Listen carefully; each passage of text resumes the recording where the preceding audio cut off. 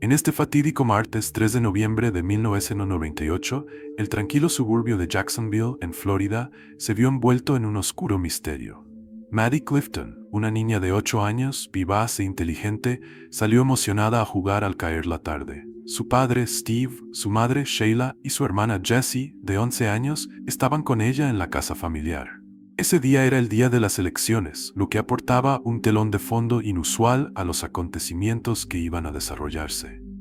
Maddie había pasado el día en la escuela y regresó a casa alrededor de las 4:30 de la tarde. Su pasión por la música la llevó a tocar el piano mientras esperaba a que su madre, Sheila, volviera de votar. Tan pronto como Sheila regresó, Maddie aprovechó para salir a jugar un rato. Sabía que tenía poco tiempo antes de la cena. El barrio estaba lleno de risas y de la energía de los niños que disfrutaban del sol de la tarde. Ese día, Maddie se aventuró al jardín de un vecino, un joven de 16 años, donde se divirtió golpeando pelotas de golf. Sin embargo, pronto se dio cuenta de que necesitaba más pelotas, así que regresó a su propio jardín para buscar más. A medida que avanzaba el tiempo, cerca de las 6:20 de la tarde, Sheila llamó a Maddie y a Jessie para que entraran a cenar. Al no encontrar a Maddie en el patio ni en los alrededores, Sheila comenzó a preocuparse. Salió a preguntar a los vecinos, esperando que alguien hubiera visto a su hija. Junto con los vecinos, recorrió el área buscando, pero Maddie seguía siendo inalcanzable. La preocupación crecía con cada minuto que pasaba. A las 6:33 de la tarde, Sheila hizo una llamada desgarradora al 911, reportando la desaparición de su hija Maddie. El barrio, que antes resonaba con los sonidos de niños jugando, ahora estaba sumido en una atmósfera de incertidumbre y tensión mientras comenzaba la búsqueda de Maddie Clifton. Cientos de voluntarios se movilizaron de inmediato para buscar a la joven. Registraron los alrededores, los patios de las casas, el bosque cercano e incluso los contenedores de basura. También se ofreció una recompensa de $50,000 por cualquier información sobre el paradero de la niña. Pasó una semana. Personas de la comunidad y la policía seguían buscando incansablemente a Maddie, pero las búsquedas en los alrededores no dieron ningún resultado. No había ni el más mínimo rastro de Maddie, como si se la hubiera tragado la tierra. Pronto, el FBI se involucró en el caso, pero ni siquiera ellos pudieron encontrar pistas. El 10 de noviembre, 7 días después de la desaparición de Maddie, amaneció en una calle que ya no era la misma. La tranquilidad habitual había sido reemplazada por un ir y venir de policías y reporteros.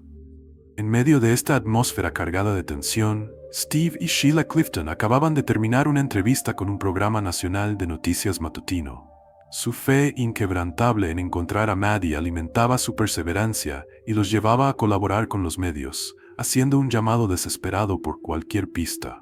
Entonces, en un momento desgarrador, una de sus vecinas, Missy Phillips, corrió hacia la calle. Con la voz temblorosa, llamó urgentemente a la policía.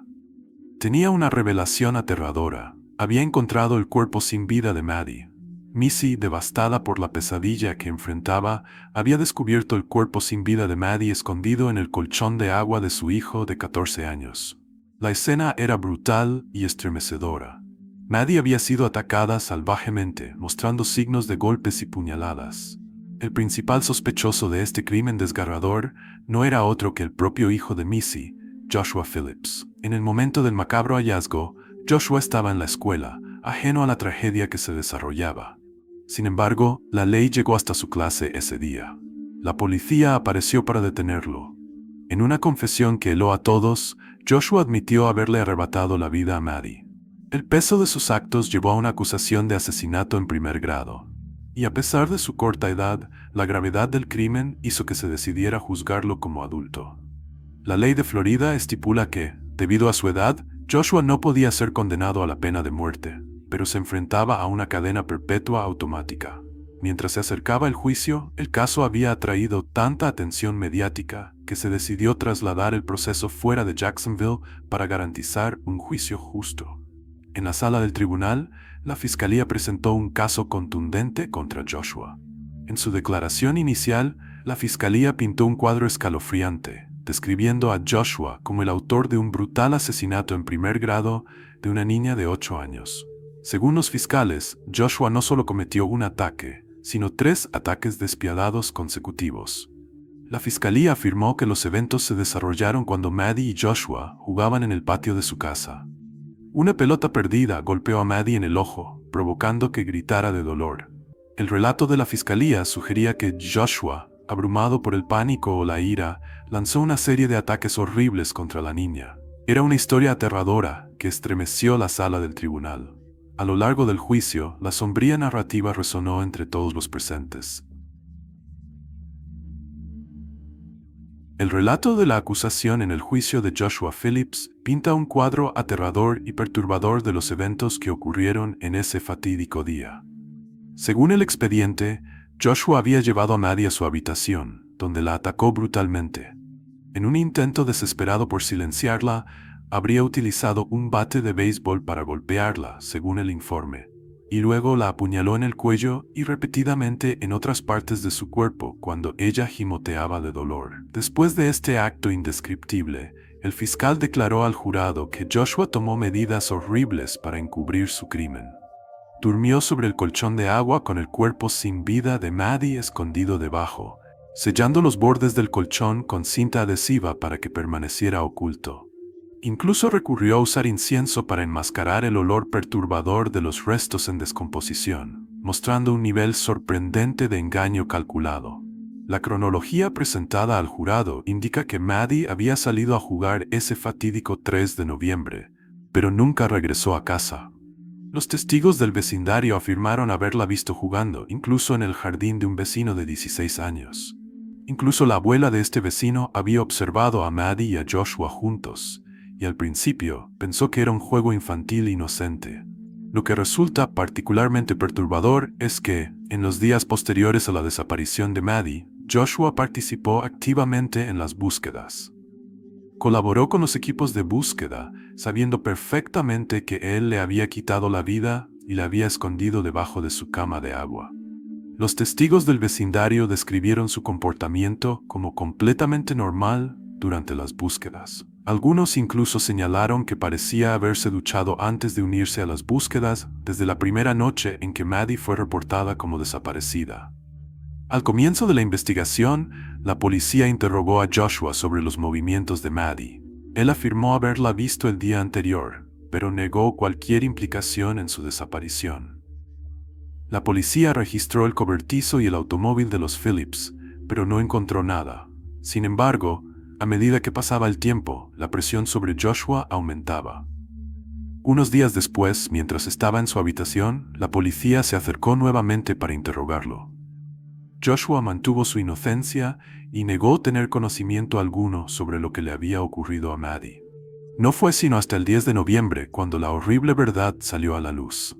Missy, la madre de Joshua, hizo el macabro hallazgo mientras limpiaba la habitación de su hijo. Al principio pensó que el colchón de agua estaba perdiendo líquido, pero, para su horror inimaginable, encontró el cuerpo sin vida de Maddie escondido en su interior. Rápidamente llamó a un policía que estaba al otro lado de la calle, y la espantosa verdad finalmente salió a la luz. Los policías entraron en la habitación de Joshua, y un olor sofocante invadió instantáneamente el aire. Sus ojos fueron atraídos por una escena escalofriante.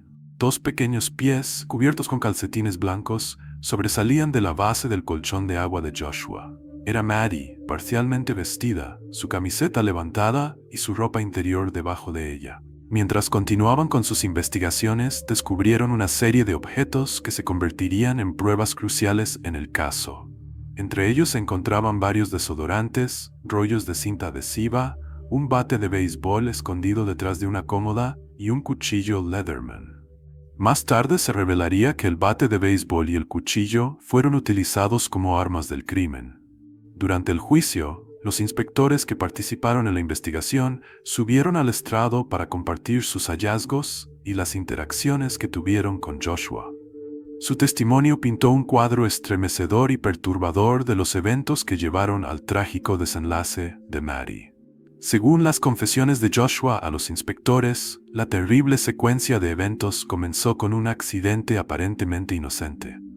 Mientras jugaban juntos en su jardín, Joshua golpeó accidentalmente a Maddie en el ojo con una pelota. El impacto fue violento, causándole una hemorragia y provocando gritos de dolor. En un intento por silenciar los gritos de Maddie, Joshua la arrastró hasta su habitación. Sin embargo, los gritos continuaban, y desesperado, recurrió a un bate de béisbol para golpearla en la cabeza, esperando mantenerla en silencio hasta que su padre regresara a casa. Cuando los gemidos de Maddie se intensificaron, Joshua confesó a los inspectores que tomó un cuchillo y la apuñaló en el cuello. Pero el horror no terminó allí. Joshua relató que incluso después de estos actos terribles, Maddie continuaba emitiendo sonidos de agonía.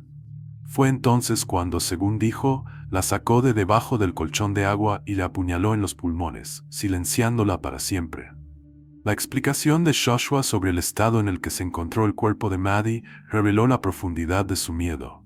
Declaró que los pantalones cortos y la ropa interior de Maddie se habían desprendido mientras él la arrastraba a su habitación.